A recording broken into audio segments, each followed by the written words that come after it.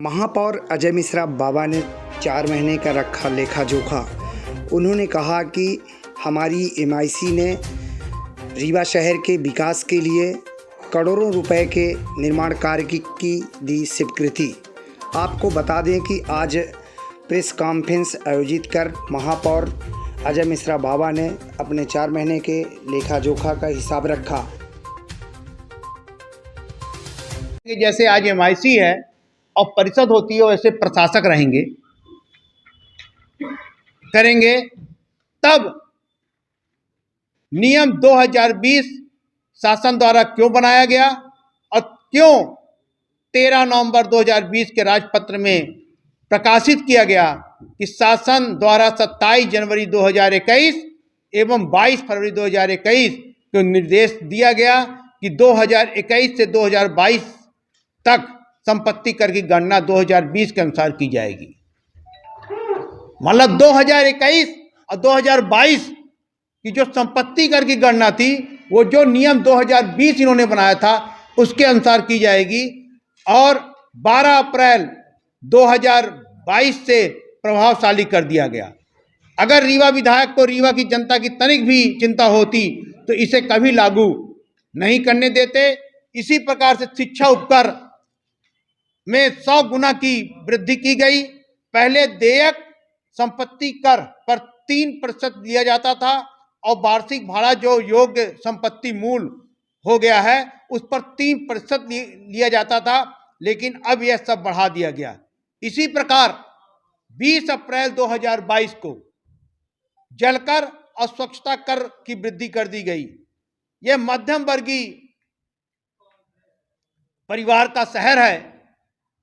यहाँ लोगों की आमदनी बहुत कम होती है और इस मध्यम वर्गीय परिवार के शहर में अगर इस तरह कर की वृद्धि कर दी गई तो ये चिंता का विषय था।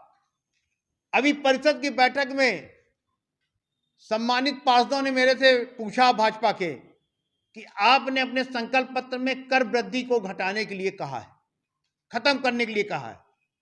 हमने कहा उस संकल्प पत्र आप पूरा पढ़िए। और मैंने उनको बताया कि सम्मानित विधायक जो पूर्व मंत्री भी थे, उनकी मॉनिटरिंग में 12 अप्रैल 2022 को प्रशासक ने जो कर 2000 लगता था उसे 4000 कर दिया, जो शिक्षा उपकर 5% लगता था उसे 100% कर दिया। तो ये किसकी गलती है भाई? 2.5 साल बाद चुनाव हुआ और हम लोग निर्वाचित होकर आए। हम आपसे आज भी वादा कर रहे हैं कि हम एमआईसी के माध्यम से प्रस्ताव ले आकर इन सारे करों को घटाने की पूर्ण कोशिश करेंगे। एक रीवा के व्यापारियों के लिए बड़ा संकट आया, आउटडोर मीडिया 2017 में भी प्रदेश में इन्हीं की सरकार लागू थी। 2017 लागू कर दिया गया। अगर आपकी दुकान में आपकी दुकान का नाम लिखा है और आपने एक मोनो किसी ब्रांड का लगा दिया तो आपको उसका कर देना पड़ेगा। आप अपनी दुकान में 3 फीट चौड़ाई और दुकान के बराबर लंबाई का ही बोर्ड लगाएंगे। अगर आपने उससे बड़ा कर दिया तो वो कर देना पड़ेगा।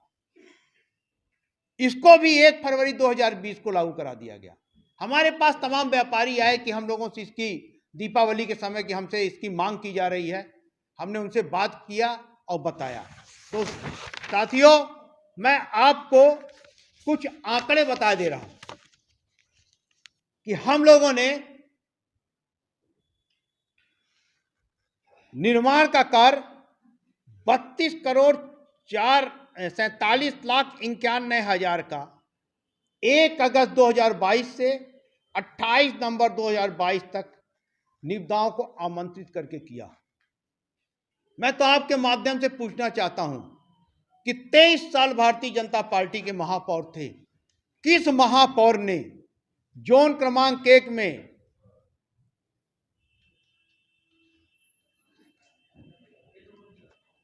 31 करोड़ की निविदा 3 करोड़ 11 लाख की निविदा निकाली हो? जोन क्रमांक 2 में 8 करोड़ 35 लाख की निविदा निकाली हो, जोन क्रमांक 3 में 13 करोड़ 32 लाख की निविदा निकाली हो, जोन क्रमांक 4 में 7 करोड़ 16 लाख की निविदा निकाली हो, और सीवरेज से जो चैम्बर वैम्बर डैमेज हुए उसके लिए 52 लाख की अलग निविदा निकाली गई। इतनी निविदाएं मैंने जोन वाइज जोन निकाली, उनका पूरा सकल जो योग आता है वो 32 करोड़ 43 लाख 91 हजार। विद्युत शाखा में हमने 1 करोड़ 14 लाख की सामग्री अभी मंगवाई। ये आंकड़ा हम आपको 1 अगस्त 2022 से 28 नवंबर 2022 यानी आज दिनांक तक का दे रहे हैं। स्वास्थ्य शाखा में हमने 50 लाख की निविदा निकलवाई। उद्यानिकी शाखा में 58 लाख की निविदा निकलवाई। जल पदार्थ शाखा के लिए 13 लाख की निविदा निकाली गई खाली उसके मेंटेनेंस के लिए। राजस्व शाखा की अलग निविदा है। वाहन शाखा में 1 करोड़ 90 लाख का हमने परचेजिंग कराया, जिसमें नई फायर ब्रिगेड भी आई। अभी एक नई फायर ब्रिगेड का टेंडर भी करा दिया हमने। एक 2 ठो उड़न दस्ता के लिए वाहन के लिए टेंडर करा दिया। एक हमारे यहाँ जो सीवरेज का टैंक साफ करने के लिए कंपैक्टर होता है वो खराब हो गया, उसका टेंडर करा दिया। LOL में 20 लाख का। इस तरह करके हम लोगों ने अभी तक जितनी निविदाएं निकलवाई इसकी ये होती हैं 60 करोड़ 71 लाख। तो जिस नगर निगम में 4 महीने के अंदर कांग्रेस के महापौर बनते ही 40 करोड़ की निविदा निकली हो, आपके पास सारे आंकड़े रहते हैं, आप वो आंकड़े मंगा लीजिए और देख लीजिए कि क्या ऐसा पहले कभी हुआ है। मैं आपको एक चीज और बताना चाहता हूं।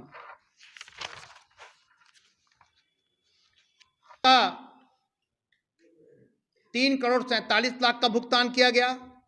EPF का 3 करोड़ 50 लाख का भुगतान किया। SL का ये EESL कंपनी जो लाइट लगाई है इसका आज तक भुगतान नहीं किया गया, इसका 3 करोड़ 5 लाख भुगतान किया गया। MPEB का हमारे यहाँ हमेशा बकाया रहा। जो पानी की सप्लाई होती है उसका MPEB को हमें पैसा देना पड़ता है बिजली का, वो 16 करोड़ 36 लाख रुपया MPEB का जमा किया गया। और GPF का 12 करोड़ 20 लाख रुपया कर्मचारियों को दिया गया। 1 करोड़ 22 लाख रुपया कर्मचारियों को दिया गया, सॉरी। तो आप ये सोचिए कि ये जो पैसा दिया गया ये 2020 से ये हमारे आयुक्त ने लगातार इस पे फोकस किया कि कर्मचारियों की GPF की निधि MPEB का, तो मृणाल मीणा ने इसको जारी रखा। और जब अपनी शहर सरकार बनी तो उन्होंने जब हम लोगों से बात की तो हमने कहा आप इसको जारी रखिए। कर्मचारियों का और MPEB का पैसा जरूर जाना चाहिए, इसलिए कि अगर MPEB का पैसा नहीं जाएगा तो पानी की बड़ी समस्या होगी। तो साथियों, आज हमने एक आप लोगों के बीच में